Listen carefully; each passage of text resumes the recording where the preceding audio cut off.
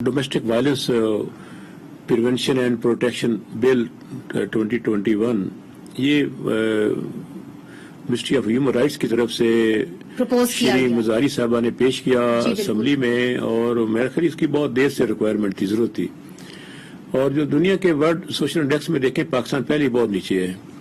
لوگوں کو تحفظ دینا یہ ریاست کی ذمہ داری بنتی ہے جو کہ پہلے ادا نہیں کی جا سکی. جی تو اس کو بڑا اپریشیٹ کیا گیا ہے، اسپیشلی سول سوسائٹی نے اس کو بڑا اپریشیٹ کیا ہے. اب اس کے ساتھ ہوگا کیا؟ سوال یہ ہے. اس کا میں نے بتایا کہ قومی اسمبلی نے اس کو پاس کر دیا، کثرت رائے سے سینٹ میں گیا، سینٹ میں اس کو پاس نہیں ہونے دیا گیا، ایک ووٹ سے غالباً یہ ڈیفیٹ کر دیا گیا کہ وہاں بھی 100% میجورٹی ہماری نہیں ہے.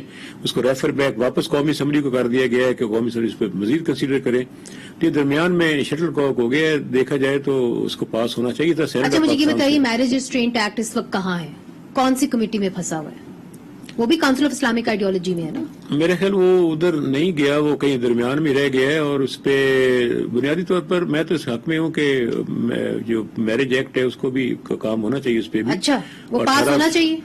میں اس حق میں ہوں کہ 18 سال سے کم شادی نہیں ہونی چاہیے. ایک تو میں کلیریفائی کرتا چلوں، سبینہ صاحبہ بھی ہمارے ساتھ موجود ہوتی ہیں سینٹ میں اس دن شہری رحمان صاحبہ خود بھی انہوں نے اور رانا مقبول صاحب نے اعتراضات اٹھائے تھے کہ ان کے بل جو تھے وہ چوری کر لیے گئے اور ان کو انڈر دا کارپیٹ کر کے یہ نیا بل لائی حکومت ذرا اپنا فیس بنانے کے لیے کہ جی ہم یہ سارا کچھ کر رہے ہیں.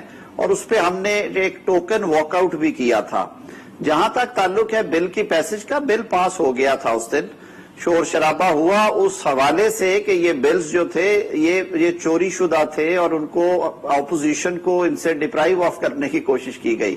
لیکن بل پاس ہو گئے. کچھ امینڈمنٹس آئی تھی جو کہ ان کی طرف سے غلطیاں تھی، وہ اسٹینڈنگ کمیٹی نے پوائنٹ آؤٹ کی ہوئی تھی. وہ رضا ربانی صاحب نے اس پہ کچھ جو ان کی وہ امینڈمنٹس تھی وہ پیش کی جن پہ کنسیڈ کیا انہوں نے شری مزاری صاحبہ نے، اور وہ جو باقی شکیں تھی وہ نکل گئی تھی. وہ تو انہوں نے اپنی چوائس سے کاؤنسل میں بھیجا ہے. سینٹ میں وہ کوئی ایسا ایشو نہیں آیا. اور اس پہ جو بحث مباحثہ اور لڑائی جھگڑا ہوا تھا وہ اس حد تک ہوا تھا. البتہ ہمارے جو دوست ساتھی ہیں سینٹ میں بیٹھے ہوئے جو مذہبی جماعتوں کے لوگ ہیں انہوں نے اپنے تحفظات کا اظہار کیا تھا.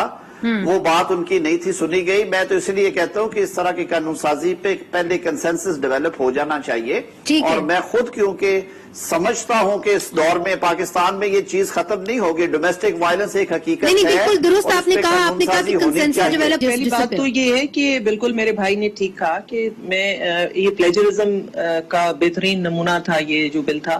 اور انٹلیکچوئل ڈس آنیسٹی جو ہے وہ سب سے زیادہ میں سمجھتی ہوں کہ کرپشن، انٹلیکچوئل کرپشن جہاں ہوتی ہے وہ اس سے بڑی بڑھ کے کرپشن کوئی ہے نہیں. تو یہ بل تو ایسے بیسیکلی جس طرح سے لایا گیا اٹ واز نظر آ رہا تھا کہ کس طرح سے وہ کسی اور کی چیز لے جا کے آپ اپنا نام لگا کے اس پہ لے آتے ہیں. وہ تو چلیں ایک بحث ہے الگ سے، لیکن ایڈوائزری رول ان کا ضرور ہے. لیکن کیونکہ پارلیمنٹ از دا سپریم باڈی، آپ نے بھیج ضرور دیا ہے، بٹ دین آپ اگر بھیج دیا ہے تو پھر آپ اس کو پرسو کریں. آپ اس کو پرسو کریں اور ان سے گزارش کریں کہ جلد از جلد اس کو یہ اب سالوں لے کے نہ بیٹھ جائیں.